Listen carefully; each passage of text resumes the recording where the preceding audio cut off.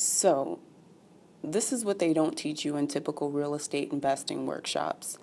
And that's how the sausage actually gets made. Take a look at this house. It's ugly, it's outdated, it's in really bad condition. Looking at something like this for the first time would make anyone, especially a new investor, just feel outright intimidated. I know that's how it made me feel. And my initial thoughts were, well, wow, how do you take something like this and do a 180 on it? What I've been learning in this JV program is, first and foremost, you want to know who your buyer is. And what I've been learning is these days, buyers really appreciate houses that have a lot of open space and functionality, big kitchens, bathrooms on each level, nice sized bedrooms.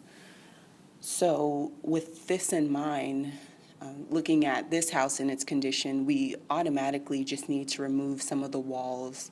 It looks like we need to restructure staircases and floors on the different levels and possibly add some more rooms to accommodate today's buyer.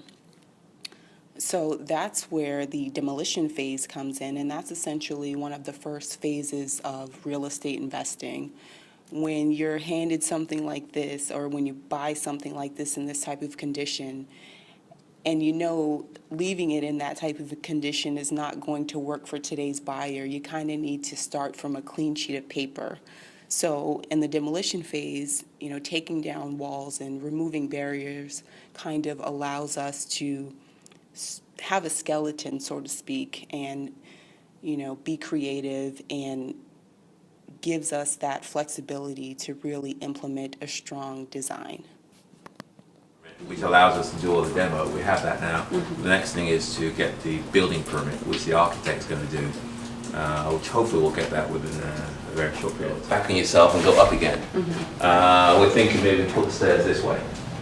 Right. Follow me? Yes. And if we put the stairs this way going up, then we can probably put the bathroom underneath the stairs. And then you have the, remember there was a wall over here, mm-hmm. and we had a fireplace over here, and that's all now gone.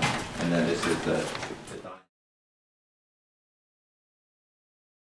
With this in mind, looking at this house in its condition, we automatically just need to remove some of the walls. It looks like we need to restructure staircases and floors on the different levels, and possibly add some more rooms to accommodate today's buyer.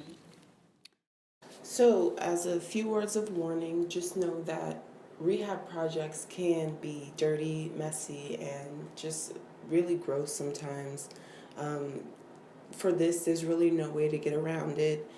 As nasty as something might seem on the surface, just wait until you start pulling things out and seeing what's really underneath. This house was abandoned for several years, and squatters had moved in, animals had moved in, so as you can see, there's just a lot of issues. There's urine-stained carpet.